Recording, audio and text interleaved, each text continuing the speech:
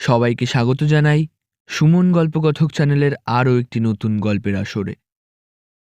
আজ আমরা পাঠ করতে চলেছি মানবেন্দ্র পালের লেখা ভূতের গল্প ভয় এর তৃতীয় পর্ব। শুরু করছি মানবেন্দ্র পালের লেখা ভূতের গল্প ভয় এর তৃতীয় পর্ব। রাত যখন 11টা তখন পিন্টু বাড়ি ফিরল, কিন্তু একা। সবাই অবাক। দাদা কোথায়? পিন্টু বলল, জানি না, সন্ধেবেলা দাদাকে একবার ওখানে দেখেছিলাম, তারপর আর দেখিনি। বোধহয় খায়ও নি। সবাই খোঁজাখুঁজি করছিল, শেষে সবাই ভাবলো বোধহয় বাড়ি চলে এসেছে। সারাদিন খুব খাটুনি গেছে তো। সে আবার কি, জলজ্যান্ত ছেলেটা গেল কোথায়? যদি অন্য কোথাও যাই, বিয়ে বাড়িতে তো বলে যাবে।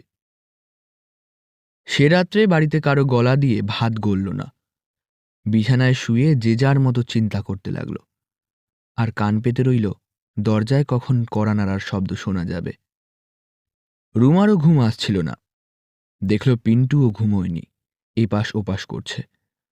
ও পিন্টুর কাছে গিয়ে বসল। রাত তখন 1:30। ঘরের এক কোণে ওদের পোষা বেড়ালটা চোখ বুজে ঝিমুচ্ছে। অনেক দিনের বেড়াল, খুব ভীতু, হুলো দেখলেই পালায়, কিন্তু চেনা মানুষের কাছে খুব সহজ। রুমা জিজ্ঞেস করল, বিয়ে বাড়িতে নান্টুদাকে কখন দেখেছিলি? ওই তো তখন ফার্স্ট ব্যাচ বসেছে, ওই ধর না রাত 8টা নাগাদ। ও কি করছিল? পরিবেশন করছিল। তারপর তারপর মনে হলো বাইরে থেকে দুজন লোক এসে ওকে ডাকলো। দুজন লোক ডাকলো? হ্যাঁ, চেনা লোক। আমি চিনি না। তারপর তারপর পরিবেশন করা রেখে তাদের সঙ্গে কথা বলতে গেল। আর ওকে দেখিনি। বেড়ালটা আস্তে আস্তে রুমার কোলে এসে বসল। রুমা অনেকক্ষণ কথা বলতে পারল না। শেষে বলল, এ কথাটা তো এতক্ষণ বলিসনি।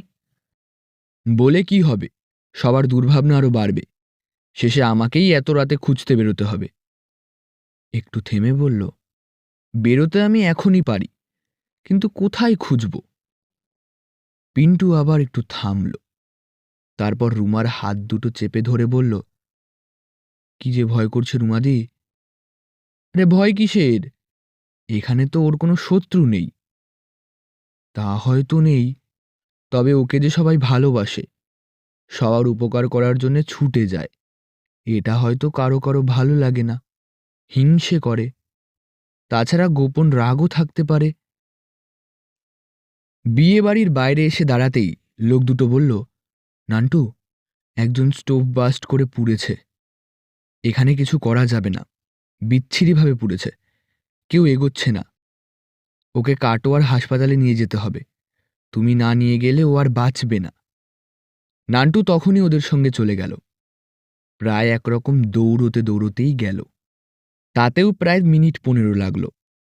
গিয়ে দেখলো এক জায়গায় বেশ কিছু লোক জড়ো হয়েছে। জায়গাটা দেখেই নান্টু হকচকিয়ে গেল।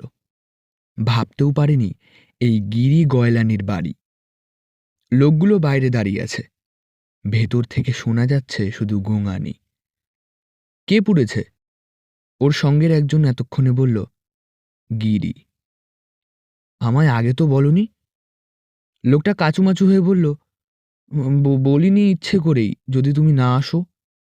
গিরি যে তোমায় কি চোখে দেখে তা তো আমরা জানি। ভিড় ঠেলে নান্টু ঘরের মধ্যে ঢুকল। ঢুকতেই কেরোসিন তেল আর পোড়া চামড়ার উৎকট গন্ধ। দেখল ঘরের এক জায়গায় কেরোসিন তেলে ভিজে গেছে। ভাঙা স্টোভের টুকরোগুলো ছড়িয়ে মাটিতে উপুড় হয়ে পড়ে আছে গিরি।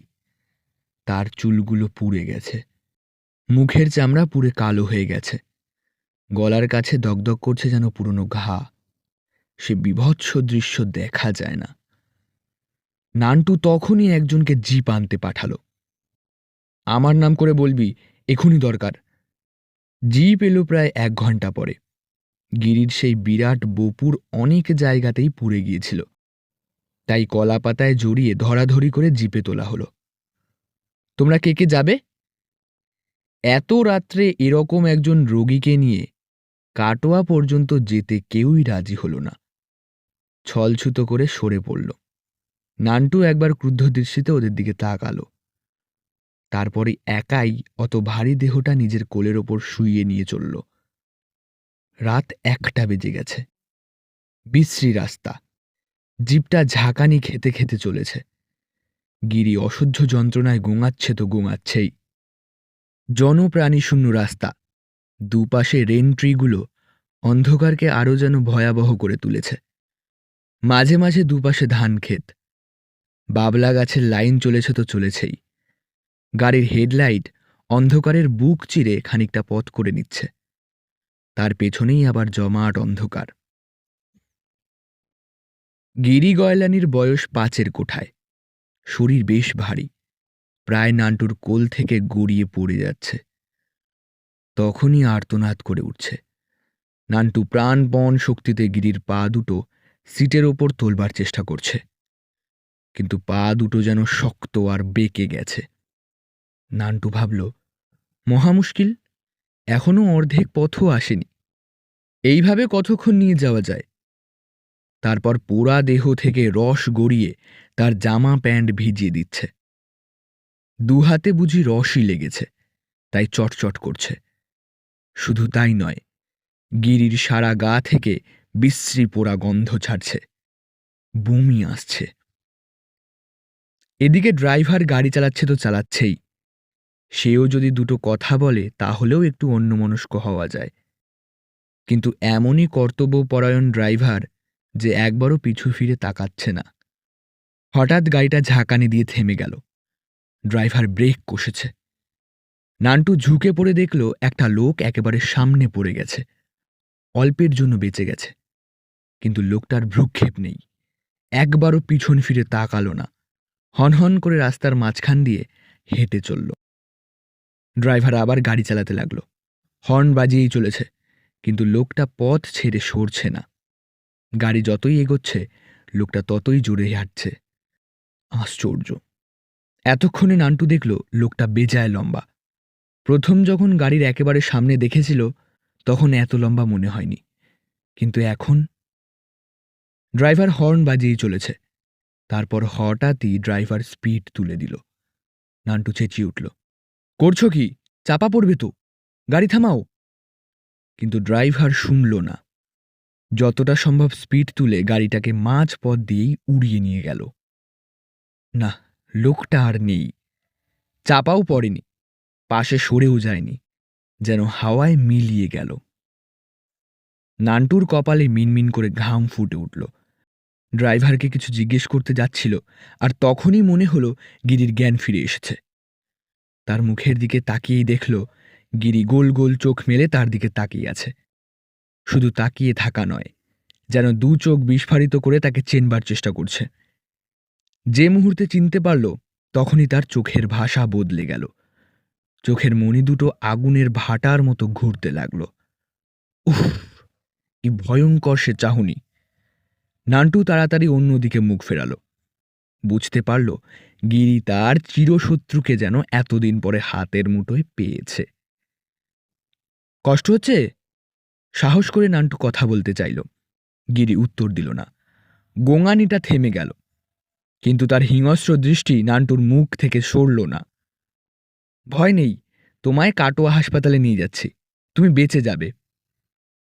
গিরি তবু নিরুত্তর। একবার উহ করে উঠল। লাগছে? এই বলে নান্টু তাড়াতাড়ি তার পোড়া পিঠের নিচ থেকে হাতটা সরিয়ে নিল। গিরি এবার চোখ বুঝল। নান্টু ড্রাইভারকে জিজ্ঞেস করল, কাটোয়ার কত দূর ভাই? এখানে শেষ করছি মানবেন্দ্র পালের লেখা ভূতের গল্প ভয় এর 3য় পর্বের পাঠ। ভিডিওটি ভালো লাগলে অবশ্যই লাইক, কমেন্ট, শেয়ার এবং সাবস্ক্রাইব করবেন, এবং আপনাদের বন্ধুদের সঙ্গে ভিডিওটি শেয়ার করবেন। আপনারা যদি ভিডিওটি আমাদের পেজ থেকে দেখে থাকেন অবশ্যই পেজটিকে একটি লাইক ও ফলো করে দেবেন। সবাই ভালো থাকবেন, সুস্থ থাকবেন। ধন্যবাদ সবাইকে।